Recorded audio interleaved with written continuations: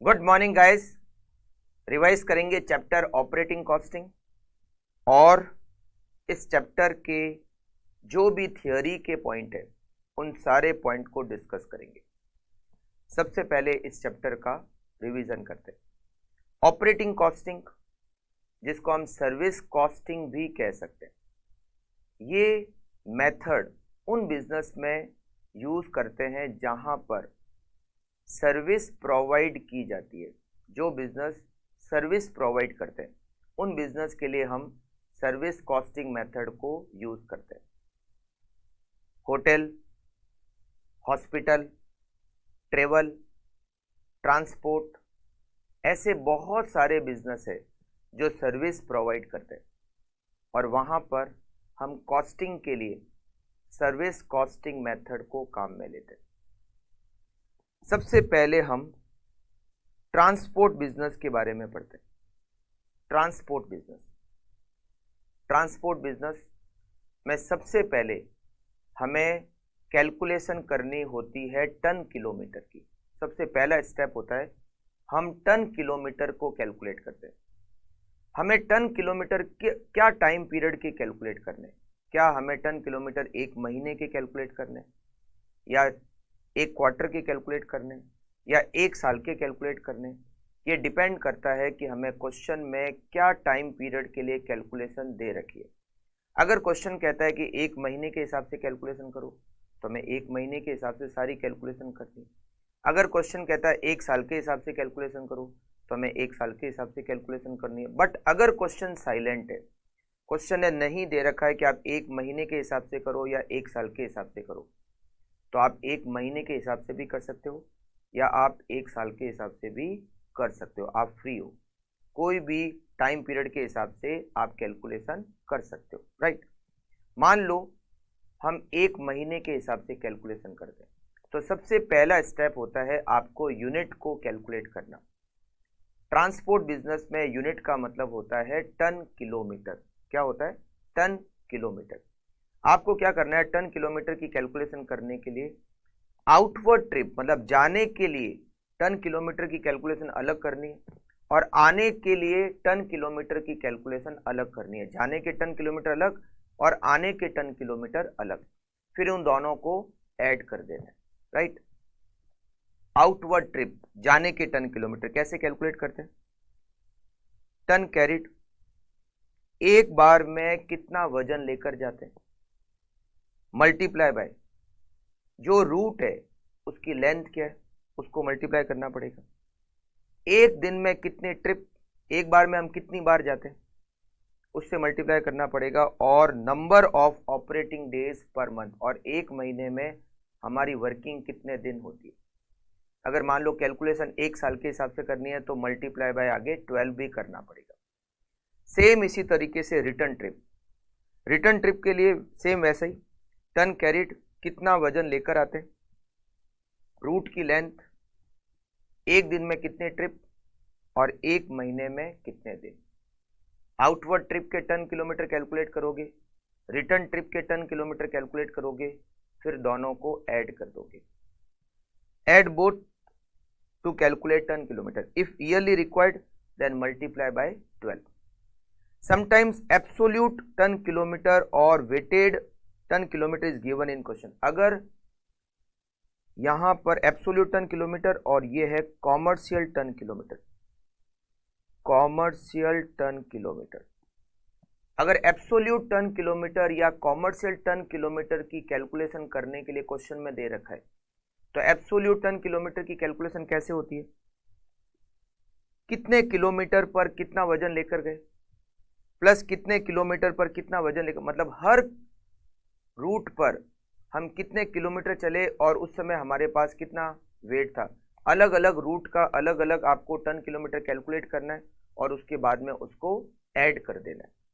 But अगर आप commercial ton kilometre calculate कर रहे हो तो आपको टोटल किलोमीटर कितना ट्रेवल किया multiply by average weight. Ton kilometre की कैलकुलेशन कैसे होगी? आपने टोटल किलोमीटर कितना ट्रेवल किया मल्टीप्लाई बाय एवरेज वेट। इससे आपको क्या मिलेगा? Commercial ton kilometre. तो एब्सोल्यूट टन किलोमीटर या कॉमर्शियल टन किलोमीटर की कैलकुलेशन कैसे होती है वो मैंने आपको बताई। बट अगर क्वेश्चन में ऐसा कुछ नहीं कह रखा है एब्सोल्यूट टन किलोमीटर निकालो या कॉमर्शियल टन किलोमीटर निकालो, तो आप टन किलोमीटर की कैलकुलेशन इस तरह से करोगे। जाने के टन किलोमीटर पहले अलग कैलकुलेट करो, आने के टन किलोमीटर अलग कैलकुलेट करो, फिर दोनों को ऐड कर दो, राइट। तो सबसे पहला काम है हमें यूनिट को कैलकुलेट करना, और ट्रांसपोर्ट बिजनेस में यूनिट का मतलब होता है टन किलोमीटर, अगर वजन टन में है तो, राइट। सेकंड स्टेप होता है हमें कॉस्ट को कैलकुलेट करना होता है, हमें टोटल कॉस्ट को कैलकुलेट करना होता है। इसके लिए हमें ऑपरेटिंग कॉस्ट स्टेटमेंट बनाना होता है। इसके लिए हमें क्या करना होता है, ऑपरेटिंग कॉस्ट स्टेटमेंट को बनाना होता है। ऑपरेटिंग कॉस्ट स्टेटमेंट में हम कॉस्ट को 3 कैटेगरी में डिवाइड कर सकते हैं। ए, फिक्स कॉस्ट। फिक्स कॉस्ट में क्या क्या आते हैं, सैलरी का एक्सपेंडिचर, जैसे ड्राइवर की सैलरी है, कंडक्टर की सैलरी है, या फिर और जो भी सैलरी का एक्सपेंडिचर है। डेप्रीशिएशन अगर वो टाइम बेस्ड पर है तो, insurance, licence fee, garage rent, road tax, permit fees, ये सब फिक्स कॉस्ट की कैटेगरी में आते हैं। रनिंग कॉस्ट, रनिंग कॉस्ट मतलब जो ट्रक की रनिंग के साथ चलते हैं, जैसे पेट्रोल, वैसे ट्रक में पेट्रोल तो नहीं लगता, डीजल, डीजल का एक्सपेंडिचर, ऑयल का एक्सपेंडिचर, ये सारे क्या हो गए, रनिंग कॉस्ट। और मेंटेनेंस कॉस्ट में रिपेयर की कॉस्ट, टायर ट्यूब की कॉस्ट, स्पेयर पार्ट्स अगर कुछ लगते हैं तो वो। बहुत बार ऐसा होता है कि हम जनरली कॉस्ट को दो ही तरीके से क्लासिफाई करते हैं, एक तो होता है फिक्स कॉस्ट और एक होता है रनिंग कॉस्ट। अगर आप दो तरीके से क्लासिफाई कर रहे हो तो रनिंग कॉस्ट और मेंटेनेंस कॉस्ट, मतलब ये जो मेंटेनेंस कॉस्ट है ये रनिंग कॉस्ट के साथ में ही ऐड हो जाएगी। तो रनिंग कॉस्ट में फिर क्या क्या आएगा, petrol, diesel, oil, repair, tyre tube, ये सब रनिंग कॉस्ट के अंदर आ जाएंगे, राइट। तो आपको ऑपरेटिंग कॉस्ट स्टेटमेंट बनाना है जिसमें आपको कॉस्ट को क्लासिफाई करना है फिक्स्ड और रनिंग, दो तरीके से भी क्लासिफाई कर सकते हैं, ठीक है। जरूरी नहीं कि आपको 3 क्लासिफिकेशन करना पड़े। अच्छा, इसके बाद में ये जो ऑपरेटिंग कॉस्ट स्टेटमेंट बनाना है, इसमें एक चीज का ध्यान रखना है कि आपने टन किलोमीटर अगर 1 महीने के कैलकुलेट किए हैं तो आपको ऑपरेटिंग कॉस्ट स्टेटमेंट में सारे एक्सपेंडिचर 1 महीने के ही कैलकुलेट करने। अगर आपने टन किलोमीटर 1 साल के कैलकुलेट किए तो आप सारे एक्सपेंडिचर भी 1 साल के कैलकुलेट करोगे। आपको यह ध्यान रखना है कि आप टन किलोमीटर कौन से टाइम पीरियड के कैलकुलेट कर चुके हो, उसी टाइम पीरियड के आपको सारे एक्सपेंडिचर भी कैलकुलेट करना है। डेप्रीसिएशन का एक्सपेंडिचर अगर टाइम बेस्ड पर होता है तो फिक्स्ड होता है, जैसे दे रखा है डेप्रीसिएशन इक्वल्स टू 20%, तो ये टाइम बेस्ड है, इसका मतलब वो फिक्स में आएगा। जैसे आप डेप्रीसिएशन का एक तरीका काम में लेते हो, cost minus scrap value divided by life, ये भी टाइम बेस्ड कैलकुलेशन है, तो वो भी डेप्रीसिएशन फिक्स कॉस्ट की कैटेगरी में आएगा। बट अगर आपने डेप्रीसिएशन किलोमीटर के हिसाब से चार्ज किया कि डेप्रीसिएशन गाड़ी की जो लाइफ है, ट्रक की जो लाइफ है वो किलोमीटर में दे रखी है, तो इसका मतलब है आपने डेप्रीसिएशन की कैलकुलेशन किलोमीटर बेस्ड की है, तो उस सिचुएशन में डेप्रीसिएशन रनिंग कॉस्ट में आएगा, फिक्स कॉस्ट में नहीं आएगा, राइट। तो सेकंड स्टेप होता है आपको ऑपरेटिंग कॉस्ट स्टेटमेंट बनाकर टोटल कॉस्ट को कैलकुलेट करना है। फिर आता है तीसरा step, ton kilometre cost calculate कर लो। कैसे, टोटल कॉस्ट जो आपने कैलकुलेट की उसमें टोटल टन किलोमीटर का डिवाइड करो, result is cost per ton kilometre.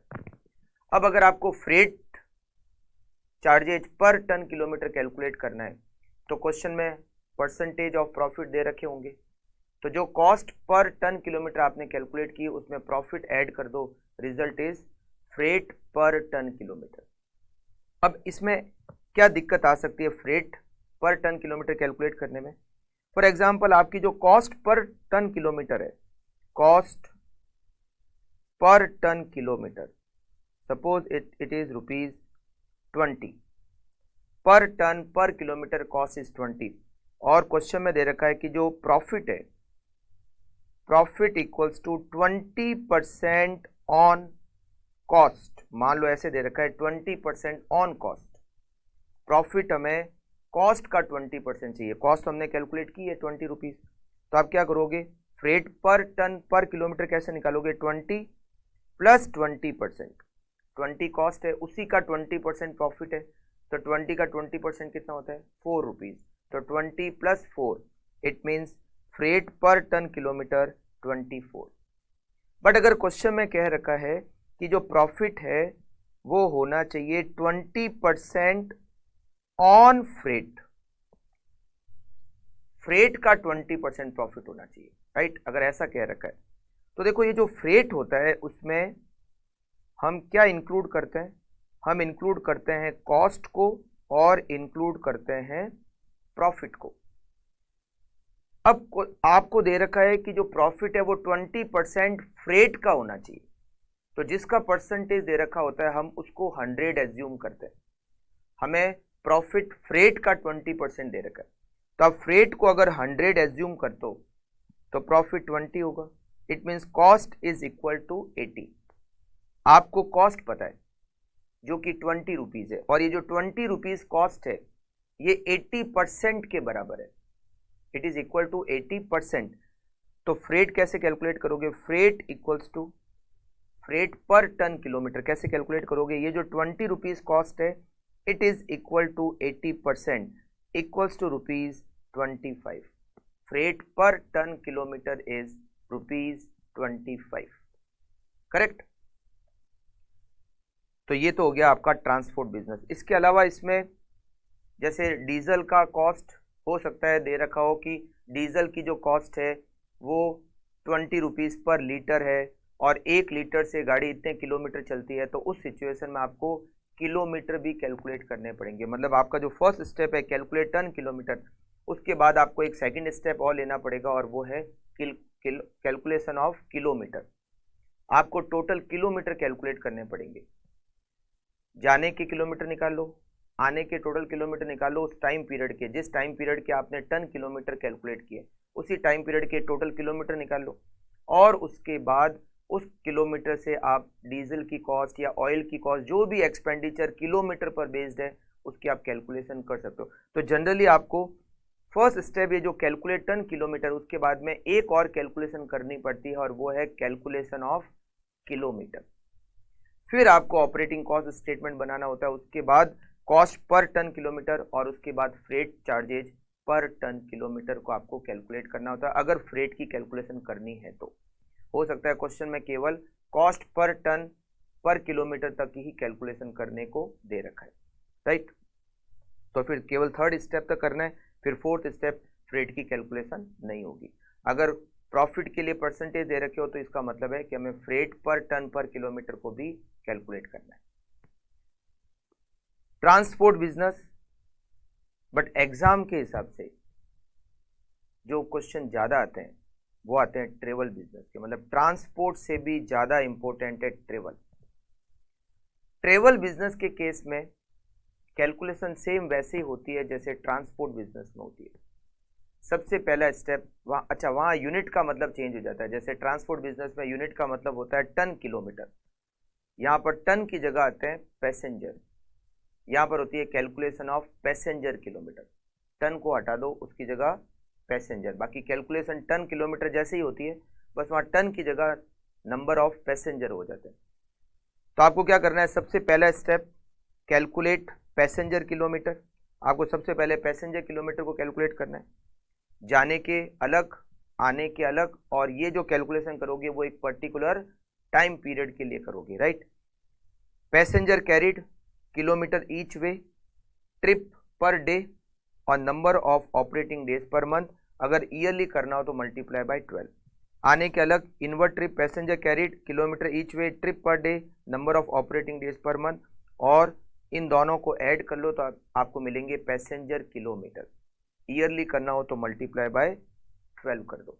अच्छा, इसके बाद में मैंने आपको कहा क्योंकि बहुत सारे एक्सपेंडिचर ऐसे हो सकते हैं जो किलोमीटर पर बेस्ड हो, तो आपको पैसेंजर किलोमीटर कैलकुलेट करने के बाद में एक और स्टेप लेना है और वो है calculation of total kilometre. Calculation of total kilometre करने के लिए ये जो आपने आउटवर्ड ट्रिप के लिए पैसेंजर किलोमीटर निकाले ना, ये पैसेंजर हटा दो, पैसेंजर हटा दो। अगर आप पैसेंजर हटा दोगे तो आउटवर्ड ट्रिप के किलोमीटर आ जाएंगे, kilometre each way, trip per day, number of operating days per month. Same इसी तरह से इनवर्ड में kilometre each way, trip per day, number of operating days per month. तो आपको आउटवर्ड ट्रिप के kilometre, return trip के kilometre मिल जाएंगे और टोटल किलोमीटर मिल जाएंगे। और हो सकता है तो आउटवर्ड ट्रिप के किलोमीटर और इनवर्ड ट्रिप के किलोमीटर एक साथ ही कैलकुलेट कर लो। आउटवर्ड ट्रिप के किलोमीटर निकालो, मल्टीप्लाई बाय 2 करो, तो इनवर्ड ट्रिप के भी किलोमीटर आपको मिल जाएंगे, मतलब उसके साथ में आ जाएंगे, राइट। तो टोटल किलोमीटर एक साथ भी आप कैलकुलेट कर सकते हो। आउटवर्ड और रिटर्न को अलग अलग कैलकुलेट करने की जरूरत नहीं है in case of kilometre. But जब आपको पैसेंजर किलोमीटर कैलकुलेट करना है तो हमेशा ध्यान रखना आउटवर्ड के और रिटर्न के दोनों को अलग अलग कैलकुलेट करना है और उसके बाद उसको ऐड करना है, ठीक। ऑपरेटिंग कॉस्ट स्टेटमेंट, वही एक्सपेंडिचर फिक्स, रनिंग और मेंटेनेंस, और चाहो तो फिक्स और रनिंग में ही कर दो, मेंटेनेंस को रनिंग के साथ में ही आप ऐड कर सकते हो। Third step, calculate cost per passenger kilometre. जैसे cost per ton kilometre, same उसी तरीके से cost per ton kilometre passenger kilometre, right. चौथा स्टेप होता है फेयर चार्जेज कैलकुलेट करना, fare per passenger kilometre calculate करना। अब यहां पर 2 पॉइंट और आ सकते हैं। ये जो फेयर होता है, फेयर, इसमें क्या क्या जुड़ा हुआ होता है। जैसे फ्रेट में तो 2 चीजें आती है, कॉस्ट और प्रॉफिट, मगर फेयर में 4 चीजें आ सकती है। क्या क्या? फेयर में कॉस्ट तो है ही, प्रॉफिट भी है, एक इसमें आ सकता है पैसेंजर टैक्स, पैसेंजर टैक्स, और एक इसमें आ सकता है ड्राइवर का कमीशन, ड्राइवर और कंडक्टर का कमीशन। अगर ड्राइवर या कंडक्टर को कमीशन देते हैं तो आपको ऑपरेटिंग कॉस्ट स्टेटमेंट में नहीं लेना है, क्योंकि उसकी कैलकुलेशन फेयर पर दे रखी होती है, तो इसलिए उसको वहां नहीं लेना है, उसको फेयर की कैलकुलेशन करते समय ही कंसिडर करना है। फेयर की जब कैलकुलेशन, मान लो दे रखा है कि जो प्रॉफिट है वो तो है फेयर का 15%, मान लो पैसेंजर टैक्स है वो है फेयर का 10%, कमीशन है फेयर का 10%, तो इसका मतलब है 15 + 10 + 10, ये तीनों मिलकर हो गए 35%। It means cost is equal to 65%। वैसे जनरली ये जो पैसेंजर टैक्स है और कमीशन है, ये अभी तक एग्जाम में दोनों एक साथ नहीं है। पैसेंजर टैक्स आता है तो कमीशन नहीं आता, कमीशन आता है तो पैसेंजर टैक्स नहीं आता। जनरली हो सकता है दोनों आ जाए। तो फेयर में, फेयर को अगर हम डिवाइड करें तो कॉस्ट, प्रॉफिट, पैसेंजर टैक्स और कमीशन, ये 4 तरीके से हम उसको अलग अलग कर सकते हैं। जिसके जितने परसेंटेज दिए हुए वो परसेंटेज लिख लो, तो बैलेंसिंग फिगर आपको कॉस्ट के परसेंटेज मिल जाएंगे। तो कॉस्ट के जब परसेंटेज मिल जाए तो आप फेयर पर पैसेंजर को आराम से कैलकुलेट कर सकते हो। आप तीसरे स्टेप में कॉस्ट पर पैसेंजर किलोमीटर निकालोगे। जैसे for example cost per passenger kilometre is 8 rupees मान लेते हैं, तो फेयर पर पैसेंजर किलोमीटर निकालना है, और ये दे रखा है प्रॉफिट 15% है, पैसेंजर टैक्स 10% है, कमीशन 10% है, तो it means cost is balancing figure 65%। तो आप फेयर कैसे निकालोगे? 8 rupees cost which is 65% of fair, तो 8 में आप 65% का डिवाइड करोगे तो आपको फेयर पर पैसेंजर पर किलोमीटर मिल जाएगा। समझा? तो अगर पैसेंजर टैक्स आता है, ड्राइवर का कमीशन आता है, तो आप इस तरीके से सॉल्व करोगे। पैसेंजर टैक्स को, ड्राइवर कंडक्टर के कमीशन को आपको ऑपरेटिंग स्टेटमेंट में नहीं लेना है, क्योंकि उसकी कैलकुलेशन फेयर पर दे रखी होती है, राइट। ट्रेवल बिजनेस कार भी हो सकता है।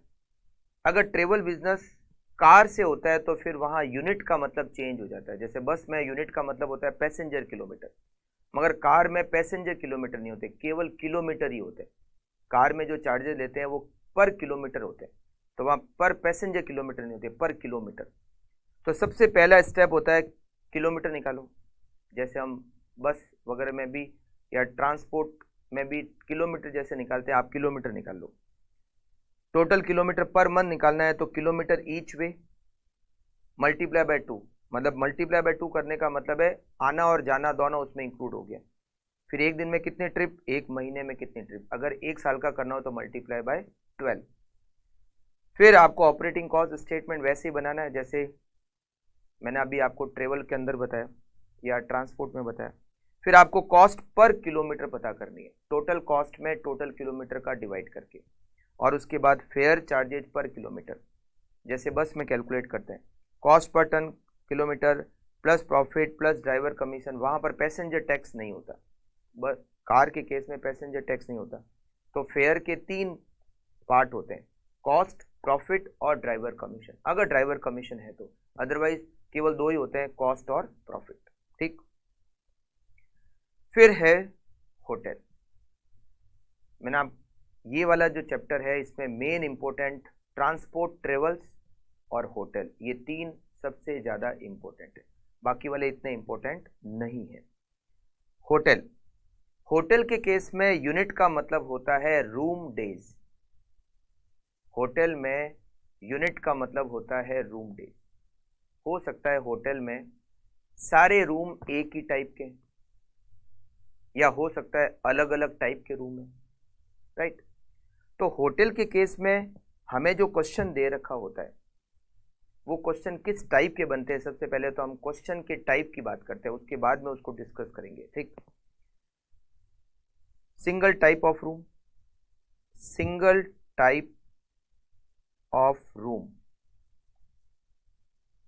सिंगल टाइप ऑफ रूम या मल्टीपल टाइप ऑफ रूम, 2 तरह के, सिंगल टाइप ऑफ रूम और मल्टीपल टाइप ऑफ रूम, एक ही टाइप के रूम है या एक से ज्यादा टाइप के रूम है। सिंगल टाइप ऑफ रूम में भी 2 टाइप के क्वेश्चन आते हैं।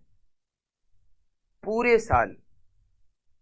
साल जो हमारी टैरिफ रेट है वो सेम रहती है, मतलब विंटर और समर टैरिफ रेट में कोई डिफरेंस नहीं, या सीजन और ऑफ सीजन टैरिफ रेट में कोई डिफरेंस नहीं। सिंगल टैरिफ रेट, एक ही टैरिफ रेट चलती है पूरे एक साल, पूरे साल भर, विंटर और समर का कोई फर्क नहीं पड़ता, या उस पर सीजन और ऑफ सीजन का भी कोई फर्क नहीं पड़ता। और एक होता है मल्टीपल टैरिफ रेट। मल्टीपल में जनरली 2 टैरिफ रेट हो सकती है। 2 टैरिफ रेट कैसे हो सकती है? 2 टैरिफ रेट ऐसे हो सकती है कि वो कहते हैं सीजन के अंदर हम ज़्यादा टैरिफ चार्ज करते हैं और ऑफ सीजन में कम करते हैं, या विंटर में हम या समर में हम ज़्यादा करते हैं, विंटर में हम कम करते हैं, ऐसा डिफरेंस आ सकता है। मल्टीपल टाइप ऑफ रूम में भी ऐसा हो सकता है, single tariff rate, single tariff rate और मल्टीपल टैरिफ रेट। अब मैंने जो आपको क्वेश्चन दिए या जहां पर भी क्वेश्चन दे रखे हैं वहां पर 3 टाइप के ही क्वेश्चन है, 4th टाइप के क्वेश्चन कहीं है भी नहीं, ये 3 टाइप के क्वेश्चन है। मल्टीपल टाइप ऑफ रूम और मल्टीपल टैरिफ रेट, ये इस टाइप के क्वेश्चन है भी नहीं, तो हम इसको डिस्कस भी नहीं करेंगे। सबसे पहले करते हैं single type of room, single tariff rate, मतलब एक ही टाइप के रूम है और टैरिफ रेट का सीजन ऑफ सीजन से, समर विंटर से कोई इफेक्ट नहीं पड़ता। तो आपको क्या करना है, सबसे पहले तो रूम डेज कैलकुलेट करने हैं पूरे एक साल के। क्या करना है, मैं आपको 1 बाय 1 एक एक का बता रहा हूँ। सबसे पहले इसका बता रहा हूँ। तो सबसे पहले आपको क्या करना है, रूम डेज कैलकुलेट करने हैं। कितने रूम है, ऑक्यूपेंसी कितने % होती है, डेज पर मंथ, हर महीने में कितने दिन, मल्टीप्लाई बाय 12। ये जो होटल है इसमें आपको कैलकुलेशन हमेशा ईयरली ही करनी है, मंथली नहीं करनी है, ईयरली ही करनी है। कितने रूम, मान लो हमारी होटल में 100 रूम है और वो 80% ऑक्यूपाइड रहते हैं पूरे साल, तो 100 मल्टीप्लाई बाय 80% मल्टीप्लाई बाय 30, अगर जनरली यहाँ पर दे रखा होता है 1 मंथ इक्वल्स टू 30 डेज, तो मल्टीप्लाई बाय 30 मल्टीप्लाई बाय 12, तो हमें रूम डेज मिलेंगे पूरे साल भर के। या ऐसा हो सकता है कि समर में ऑक्यूपेंसी ज़्यादा है, विंटर में ऑक्यूपेंसी कम है, तो हम क्या करेंगे, समर के रूम डेज कैलकुलेट करेंगे, विंटर के रूम डेज कैलकुलेट करेंगे और उसके बाद उनको ऐड कर देंगे। आप समर के रूम डेज निकालो, विंटर के रूम डेज निकालो और फिर दोनों को ऐड कर दो। फिर आपको क्या करना है, ऑपरेटिंग कॉस्ट स्टेटमेंट बनाना है, जिसमें सारे एक्सपेंडिचर को आप 2 कैटेगरी में डिवाइड कर सकते हो, फिक्स्ड और वेरिएबल। फिक्स्ड एक्सपेंडिचर और वेरिएबल एक्सपेंडिचर, या चाहो तो सारे एक्सपेंडिचर एक ही सीरियल ऑर्डर में लिख सकते हो, क्लासिफिकेशन करने की ज़्यादा ज़रूरत इसमें नहीं है। फिर तीसरा स्टेप होता है टोटल रिसिप्ट कैलकुलेट करना। जो आपने टोटल कॉस्ट कैलकुलेट की उसमें प्रॉफिट ऐड करो, total cost plus profit equals to total receipt, और फिर टोटल रिसिप्ट में आप रूम डेज का डिवाइड करो तो आपको क्या मिलेगा, टैरिफ रेट पर रूम पर डे। मतलब आपको टोटल रिसिप्ट कैलकुलेट करनी है 1 साल की, तो टोटल कॉस्ट में प्रॉफिट ऐड करो तो आपको टोटल रिसिप्ट मिलेगी। टोटल रिसिप्ट में टोटल रूम डेज का डिवाइड करोगे तो आपको टैरिफ रेट पर रूम पर डे मिल जाएगी, राइट। अगर ऐसा है तो, बट अगर सिंगल टाइप के, एक ही टाइप के रूम है, मगर मान लेते हैं दे रखा है कि सीजन में टैरिफ रेट ज्यादा है और ऑफ सीजन में कम है, तो आपको क्या करना है। सबसे पहला स्टेप, ये जो रूम डेज है आपको सीजन के अलग रूम डेज निकालने हैं और ऑफ सीजन के रूम डेज अलग कैलकुलेट करने हैं, और दोनों को ऐड नहीं करना है क्योंकि दोनों की टैरिफ रेट अलग अलग है। तो सीजन के रूम डेज अलग कैलकुलेट करना है, ऑफ सीजन के रूम डेज अलग कैलकुलेट करना है। सीजन के और ऑफ सीजन के अलग अलग रूम डेज कैलकुलेट करना है। ऑपरेटिंग कॉस्ट स्टेटमेंट बनाना है पूरे साल भर की कॉस्ट। ये तीसरा स्टेप सेम वैसे ही, total cost plus profit equals to total receipt per annum. और आपको टैरिफ रेट कैलकुलेट करनी पड़ेगी। अब टैरिफ रेट के लिए आपको इक्वेशन बनानी पड़ेगी। इक्वेशन कैसे बनेगी, मान लो आपने रूम डेज कैलकुलेट किए सीजन के, और ये ले लेते हैं ऑफ सीजन। मान लो सीजन के रूम डेज आते हैं 20,000 और ऑफ सीजन के रूम डेज आते हैं मान लो 10,000, या इसको कर देते हैं 8,000, राइट। फिर दे रखा है कि सीजन का जो किराया होगा वो ऑफ सीजन से डबल होगा, या ये कह सकते हैं ऑफ सीजन में जो किराया होगा वो सीजन से आधा होगा। तो अगर मैं सीजन के किराए को x मान लूं तो ऑफ सीजन का किराया कितना हो जाएगा, 0.5x। तो सीजन के रूम डेज कितने, 20,000। तो 20,000, तो यहां पर आपको एक इक्वेशन बनानी पड़ेगी, total receipt per annum equals to receipt during season plus receipt during off season. Total receipt per annum आप जो ये थर्ड स्टेप से कैलकुलेट करोगे, मान लो थर्ड स्टेप में आपने टोटल रिसिप्ट कैलकुलेट किए per annum 20 lakh rupees, 20 lakh मान लेते हैं, 20 लाख आपने कैलकुलेट किए। तो रिसिप्ट ड्यूरिंग सीजन, सीजन के रूम डेज कितने, 20,000, और पर रूम पर डे हम x चार्ज करते हैं, प्लस ऑफ सीजन के रूम डेज 8,000 और पर रूम पर डे हम चार्ज करते हैं 0.5x। ये इक्वेशन बनी। अब आप x की वैल्यू निकालो, जो x की वैल्यू आएगी वो सीजन का किराया होगा एक रूम का 1 दिन का, और उसके बाद उसका आधा कर दो 50%, वो होगा ऑफ सीजन का किराया पर रूम पर डे, राइट। अब तीसरी सिचुएशन आती है multiple type of room. Room अलग अलग टाइप के हैं, जैसे दे रखा है A B C, हमारे यहाँ पर होटल में 3 टाइप के रूम है, या और कोई क्लासिफिकेशन दे सकते हैं। तो अगर अलग अलग टाइप के रूम है मगर उनकी हर रूम की, जैसे मान लो A रूम सीजन और ऑफ सीजन रेट सेम है, B रूम सीजन और ऑफ सीजन रेट सेम है, C रूम सीजन और ऑफ सीजन रेट सेम है, बट सारे रूम की रेट अलग अलग है। A की टैरिफ रेट, B की टैरिफ रेट और C की टैरिफ रेट अलग अलग है। तो उस सिचुएशन में हम कैसे क्वेश्चन को सॉल्व करते हैं। सबसे पहले आपको क्या करना है, सबसे पहले आपको रूम डेज कैलकुलेट करना है, अलग अलग टाइप के रूम के अलग अलग रूम डेज कैलकुलेट करना है। A टाइप ऑफ रूम के रूम डेज कैलकुलेट करना है, B टाइप के रूम डेज कैलकुलेट करना है, C टाइप के रूम डेज कैलकुलेट करना है, और इनको जोड़ना नहीं है, उनको ऐड नहीं करना है, राइट। मान लो आपने A टाइप के रूम डेज कैलकुलेट किए 10,000, B टाइप के रूम डेज कैलकुलेट किए 5,000 और C टाइप के रूम डेज कैलकुलेट किए 2,000, राइट। अब आपको क्या करना है, अब आपको second step total cost calculate करनी है साल भर की, जो भी पूरी 1 साल में कॉस्ट लगेगी, टोटल होटल की जो कॉस्ट लगेगी उसको आपको कैलकुलेट करना है। तीसरा स्टेप टोटल कॉस्ट में प्रॉफिट परसेंटेज ऐड करके आपको total receipt per annum calculate करना है। और चौथा स्टेप आपको टैरिफ रेट पर रूम पर डे कैलकुलेट करनी है, मगर यहाँ पर 3 टाइप के रूम है, तो आपको A टाइप के रूम की टैरिफ रेट, B टाइप के रूम की टैरिफ रेट, C टाइप के रूम की टैरिफ रेट, सबको अलग अलग कैलकुलेट करना है। कैसे अलग अलग करोगे, इसके लिए भी आपको इक्वेशन बनानी पड़ेगी। कैसे इक्वेशन बनाओगे वो बताता हूँ। Total receipt per annum, total receipt per annum equals to receipt from A room plus receipt from B room और plus receipt from C room. ठीक है, मान लेते क्वेश्चन में दे रखा है कि ए रूम का जो किराया है उसका डबल बी रूम का किराया और ए रूम का जो किराया उससे 4 गुना सी रूम का किराया। मतलब अगर ए रूम का किराया x है तो बी रूम का किराया 2x और सी रूम का किराया 4x। मान लेते हैं टोटल रिसिप्ट पर एनम आपने थर्ड स्टेप से कैलकुलेट की 50 लाख रुपए, 50 लाख रुपए equal to receipt from A room. A room के डेज कितने हैं? रूम डेज 10,000 और per room per day x plus 5,000 B room के room days multiply by per room per day 2x plus 2,000 C के room days multiply by per room per day 4x।